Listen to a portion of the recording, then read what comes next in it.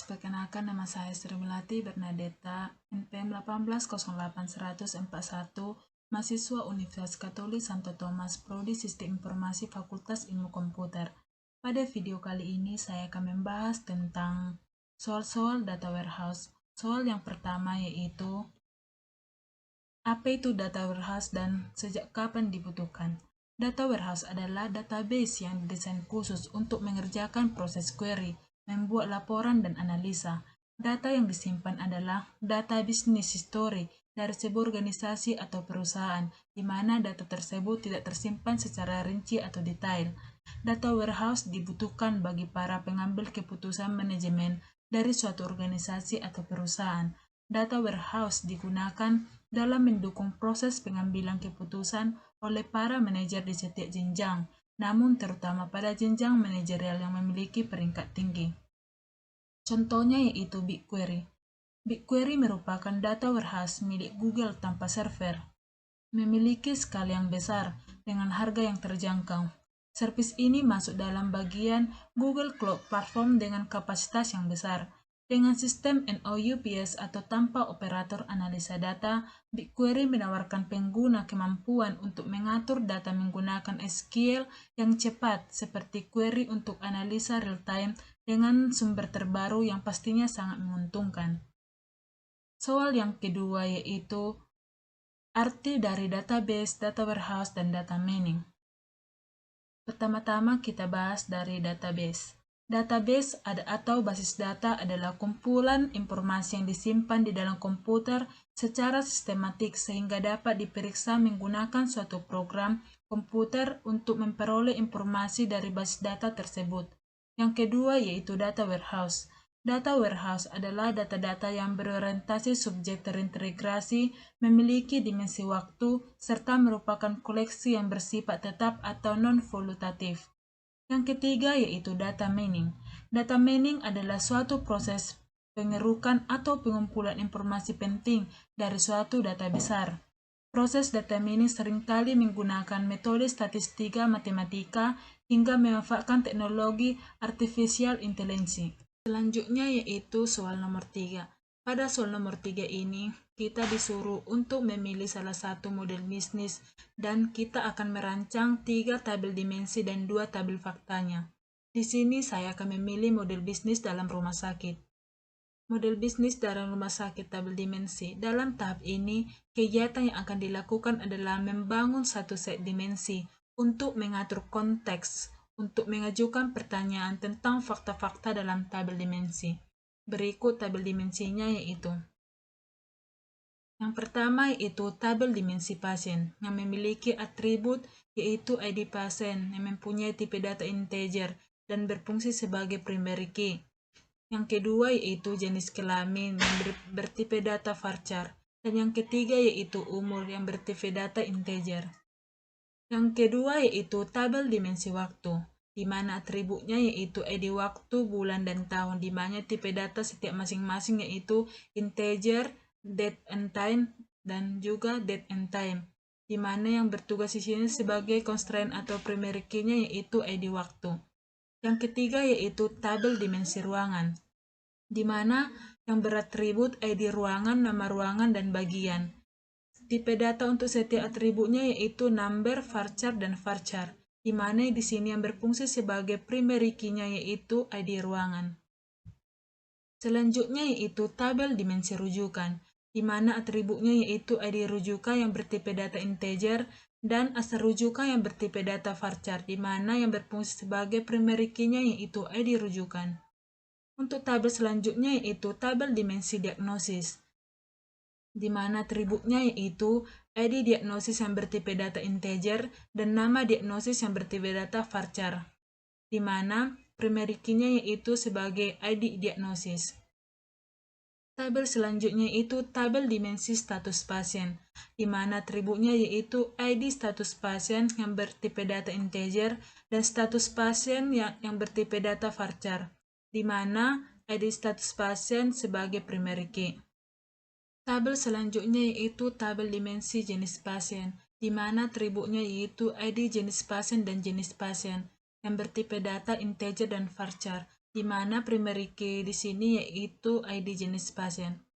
Tabel selanjutnya yaitu tabel dimensi status pulang, yang beratribut ID kondisi pulang yang bertipe data integer dan kondisi pulang yang bertipe data varchar, di mana yang bertugas sebagai primary key yaitu ID kondisi pulang. Tabel selanjutnya yaitu tabel dimensi kecamatan yang beratribut ID kecamatan yang bertipe data integer dan kecamatan bertipe data varchar dan ID kota bertipe data integer, di mana ID kecamatan di sini berfungsi sebagai primary key. Untuk selanjutnya yaitu fakta rawat inap. Kalkulasi fakta rawat inap adalah jumlah pasien rawat inap berdasarkan jenis kelamin pasien, asal rujukan, nama ruangan, kelas pelayanan, tanggal masuk rawat inap, hasil diagnosa status pasien, kondisi pulang, dan total pasien rawat inap. Pada tahap ini akan dilakukan pemilihan fakta yang akan digunakan pada tabel fakta rawat inap yang terdiri dari ID waktu, ID pasien, ID rujukan, ID diagnosis, ID status pasien, ID ruangan, ID jenis pasien, ID kondisi pulang, dan ID kecamatan. Berikut atribut pada tabel rawat inap yaitu sebagai berikut. Tabel fakta rawat inap yaitu atributnya yaitu ID waktu, ID pasien, ID rujukan, ID diagnosis, ID status pasien, ID ruangan, ID jenis pasien, ID kondisi pulang, dan ID kecamatan, di mana tipe datanya yaitu DN10 dan selebihnya bertipe data integer. Selanjutnya yaitu fakta rawat inap. Analisis yang akan dilakukan pada proses rawat jalan meliputi jumlah pasien rawat jalan berdasarkan jenis kelamin pasien, kecamatan, jenis pasien, asal rujukan, nama ruangan, bagian ruangan, kelas layanan, tanggal masuk rawat jalan, hasil diagnosa, dan status pasien. Fakta yang dipilih untuk digunakan pada tabel fakta rawat jalan terdiri dari ID waktu, ID pasien, ID rujukan, ID diagnosis, ID status pasien, ID ruangan, ID jenis pasien, dan ID kecamatan. Berikut tabel fakta rawat jalan yaitu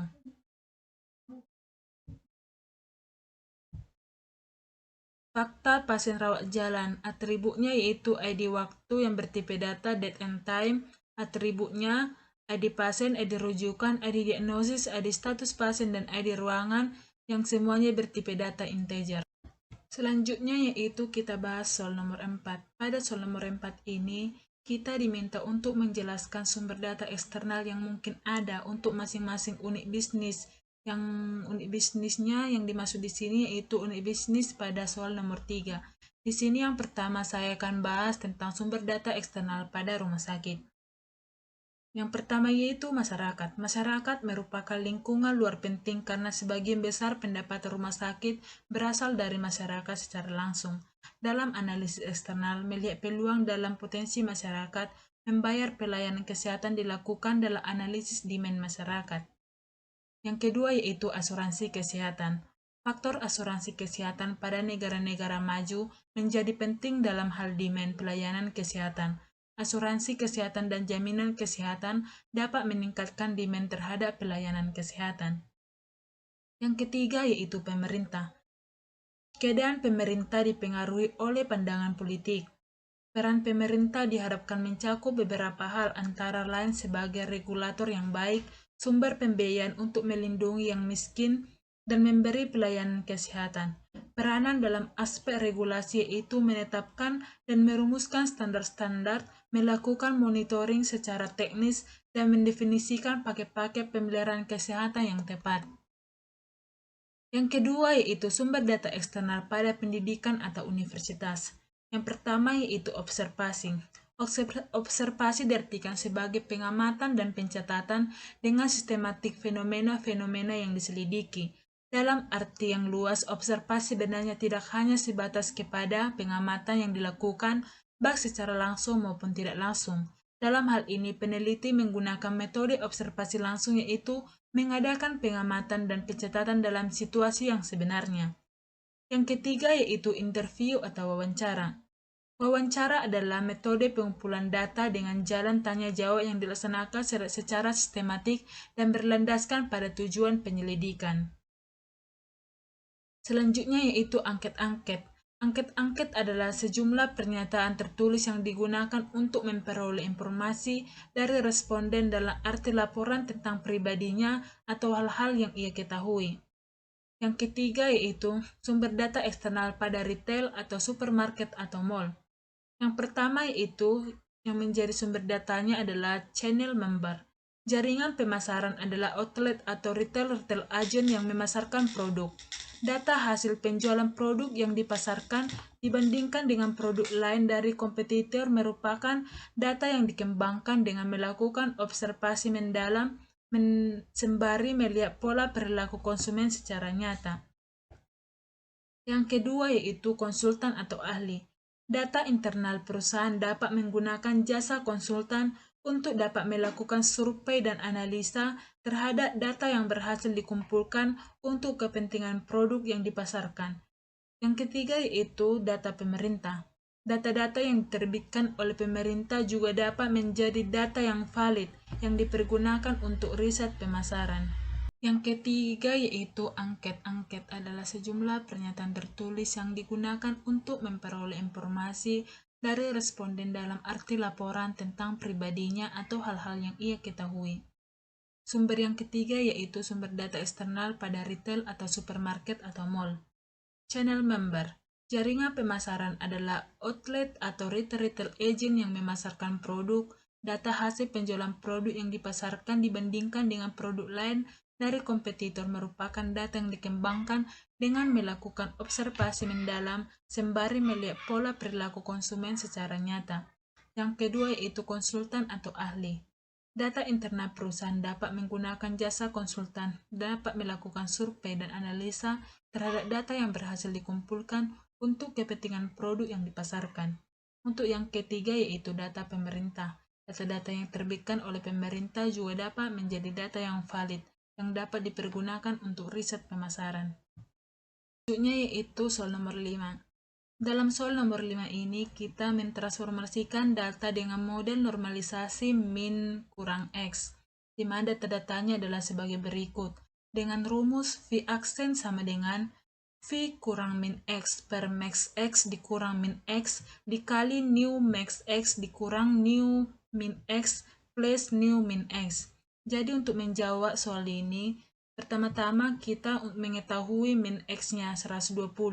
Yang mana 120 ini kita ambil dari min yang artinya data terendah. Jadi untuk mengambil data terendahnya kita melihat data di sini. Jadi di sini data terendahnya yaitu 120. Maka kita dapat menentukan kalau min X-nya itu 120. Dan max itu merupakan data tertinggi. Jadi dalam data ini data tertinggi yaitu 980. Jadi kita dapat membuat di max X-nya yaitu 980. Untuk new max X-nya yaitu 1 ini sudah menjadi ketentuan. Dan new max X-nya ini juga sudah ketentuan. Dan untuk V-nya ini kita ambil dari data pada soal. Yang ini 480. Jadi untuk menjawab soalnya yaitu tinggal memasukkan rumus V aksen. Yang mana 450 dikurang 120 per 980 dikurang 120 dikali 1 kurang 0 tambah 0 yang hasilnya itu 03,83. Untuk soal selanjutnya juga seperti yang soal nomor 1, di mana min X-nya itu 120, max-nya itu 980, neo max-nya itu yaitu ketentuan, dan V-nya itu untuk data yang nomor 2. Yang hasilnya yaitu 0,0639.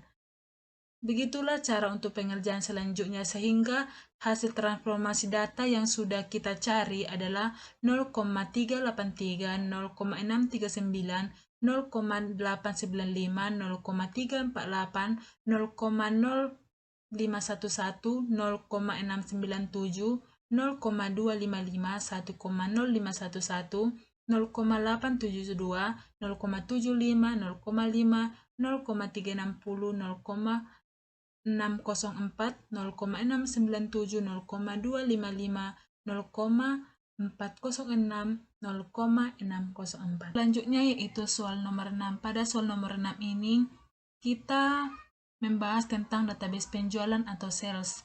yang mana kita diminta di sini untuk mencari customer yang paling sedikit melakukan pembelian setiap bulannya dan yang paling banyak melakukan pembelian setiap bulannya. Pada soal ini kami sudah pernah mempraktekkan, jadi untuk ini kita hanya langsung untuk melihat hasilnya saja. Jadi ini codingnya kita paste, ini codingnya sudah ada sebelumnya karena sudah pernah saya kerjakan. Dan selanjutnya kita langsung ke SAM Control Panel. Di sini pertama-tama kita aktifkan dulu SAM Control Panel. Di sini saya sudah mengaktifkan terlebih dahulu karena laptop saya bermasalah, jadi untuk menghemat waktu untuk tidak lelet, jadi saya aktif terlebih dahulu. Setelah SAM aktif, lalu kita ke MySQL dan ke admin. Di admin ini kita klik. Setelah kita klik, maka akan muncul tampilan seperti ini. Setelah sudah muncul tampilan seperti ini, kita lalu ke Sales. Kita klik Sales. Selanjutnya kita klik SQL. Setelah kita klik SQL, lalu kita mempaste coding yang sudah ada pada PPT tadi. Jadi setelah kita klik, kita mencari data yang dimasukkan pada soal. Dan hasilnya adalah, nah ini hasil dari soal nomor 6. Data-datanya ini sudah pernah saya record sebelumnya, jadi kita cuma tinggal melihat hasilnya saja.